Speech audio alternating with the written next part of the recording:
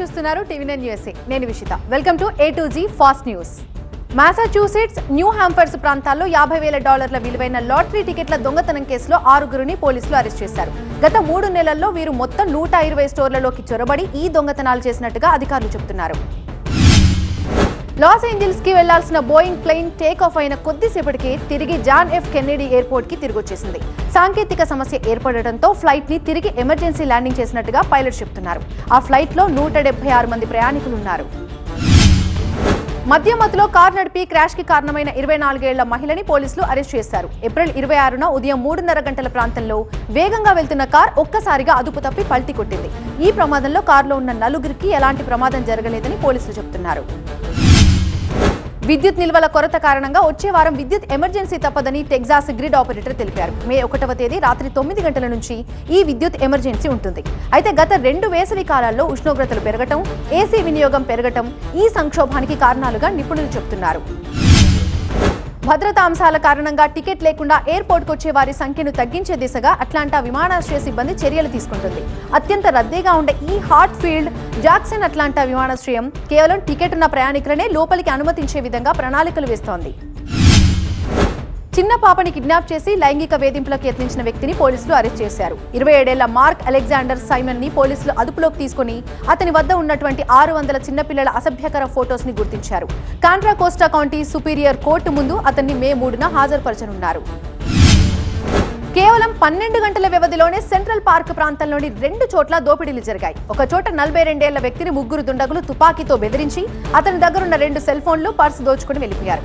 రెండో కేసులో ఒక దుండగుడు 28 ఏళ్ల మహిళను లైంగికంగా వేధించేందుకు ప్రయత్నిస్తే ఆమె ప్రతిఘటించడంతో కొట్టి బ్యాగ్, ఫోన్ లాక్కొని పారిపోయాడు. గత సంవత్సర కాలంగా అట్లాంటాలోని మారియట్ హోటల్లో అతిథుల వస్తువులు దొంగతనానికి గురవుతున్నట్టుగా కేసులు నమోదవుతున్నాయి. హోటల్ గదికి తాళం వేసి బయటకు వెళ్లి 4 గంటల తర్వాత వచ్చి చూస్తే తన బ్యాగ్ లో ఉన్నటువంటి బట్టలు, ఆభరణాలు మొదలైనవి పోయినట్టుగా ఒక మహిళ పోలీసులకి కంప్లైంట్ ఇచ్చింది. అయితే ఇది ఖచ్చితంగా హోటల్ నిర్వాహకుల పనేనని ఆమె పోలీసులతో తెలిపింది. భారతదేశంలోని యుఎస్ రాయబారి అమెరికాలో చదివే భారతీయ విద్యార్థులను అభినందించారు. ఫార్చ్యూన్ 500 కంపెనీలకు చెందిన 10 మంది సీఈఓలతో ఒకరికంటే ఎక్కువ మంది యుఎస్ లో చదువుకున్న భారతీయులే అని ఎరిక్ గర్సిటీ ఏప్రిల్ 26న తెలిపారు. అమెరికాలోని భారతీయులను తాము ప్రేమిస్తున్నామని, వారి సామర్థ్యాలను గుర్తిస్తున్నామని కూడా ఆయన తెలిపారు. న్యూ మెక్సికోలో వ్యాంపైర్ ఫేషియల్ చేయించుకున్న 3 మహిళలకు హెచ్ఐవి సోకినట్టుగా అధికారులు నిర్ధారించారు. 2018లో ఈ 3 ఒకే స్పాలో ఫేషియల్ చేయించుకున్నట్టుగా CDC రిపోర్ట్లో తేలింది. ఆ స్పా యజమానిని 2022లో పోలీసులు అరెస్ట్ చేయగా ఇప్పుడు ఆ జైలు శిక్షను మరో 3 ఏళ్లు పొడిగించారు. స్కూల్ పక్కనే ఉన్న దుకాణదారుడితో వాగ్వాదానికి దిగిన కుర్రాడిని పోలీసులు అదుపులోకి తీసుకున్నారు. ఈ విషయాన్ని అతని తల్లిదండ్రులకు తెలియజేశారు.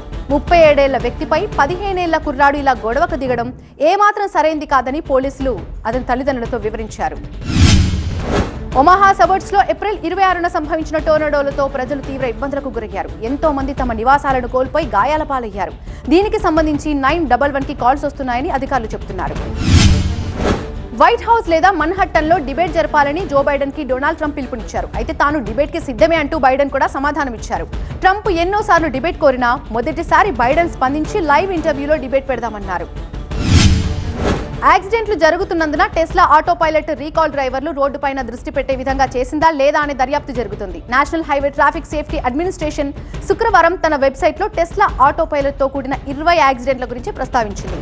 గ్లోబల్ సేల్స్ పడిపోవడంతో టెస్లా కార్ల ధరలు తగ్గుముఖం పట్టాయి. గత కొన్ని రోజులుగా పాలలో బర్డ్ ఫ్లూ ఆనవాళ్లున్నట్టుగా అధికారులు నిర్ధారించిన విషయం తెలిసిందే. అయితే పాస్చరైజేషన్ ప్రక్రియతో పాలలో బర్డ్ ఫ్లూని చంపేయొచ్చని FDA శుక్రవారం తెలిపింది. అందువల్ల ప్రజలంతా పాస్చరైజేషన్ చేసిన పాలనే ఉపయోగించాలని అధికారులు చెబుతున్నారు. హెల్త్ ఇన్సూరెన్స్ దిగ్గజం కైజర్ పర్మనెంట్ తమ 13.4 మిలియన్ల సభ్యులకు క్షమాపణలు తెలిపింది. తమ సెర్చింగ్ ఇన్ఫర్మేషన్ లో కొంత భాగం గూగుల్, ఇతర సోషల్ మీడియా ప్లాట్ఫామ్స్ కి చేరి ఉండొచ్చని ఒప్పుకుంది. ఇదే విషయంపై ఓక్లాండ్ బేస్డ్ కంపెనీ ముందుగానే అనుమానాలు వ్యక్తం చేసింది.